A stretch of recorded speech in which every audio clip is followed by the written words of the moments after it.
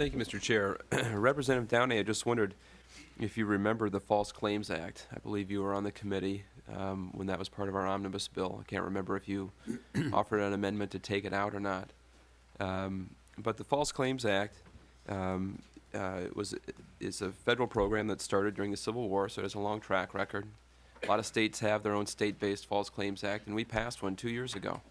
And basically that just creates a way for the state to recover money if contractors or others have submitted false invoices or in some way cheated the state out of money.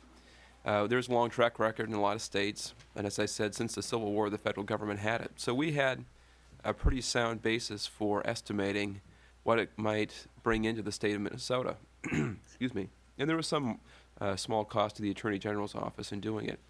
And what we did is actually follow any basic good practice in budgeting, which is that we booked no revenue for it. Zero. We included the language, but we created a new program whose proceeds were unknown, and we were plowing new ground, we were reforming, we were doing all the things that I heard you talk about, but we didn't book any money for it because that was irresponsible. And I would submit to you that far from being responsible, a bill that has $170 million estimated in law, so here's what you were telling them in law, they have to estimate the revenue to be, the gains to be. And then if we don't get that, well, then maybe, Commissioner, you just have to go and find those cuts because we don't want to make the cuts ourselves. That is irresponsible, Representative Downey.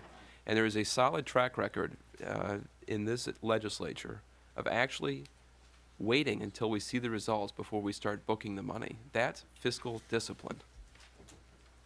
And fiscal discipline is what you're throwing out the window with bills like this. Representative Downey. Thank you, Mr. Chair.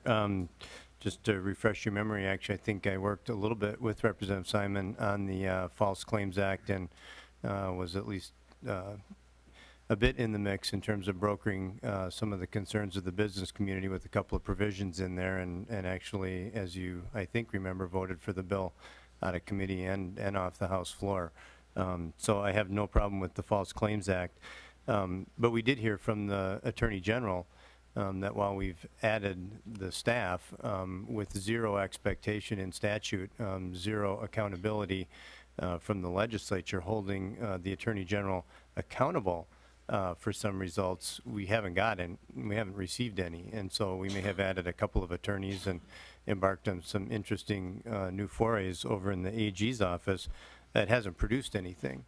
And so I think what we're trying to do here by actually providing the tools and driving some of the reforms and some of these ideas and then setting the expectation that there will be results from them, frankly, I think that's way more responsible. We've been launching state programs for decades around here with no measurement of the outcome or no accountability for actually producing results behind it. So I guess I just fundamentally disagree, and I think we've belabored the point. I think we're trying to be as responsible as we can in the respect of the department's fiscal notes and still pushing these new reforms that people haven't ever done around here. And I think the chair has explained it pretty well, and I don't think we need to belabor the point a ton more.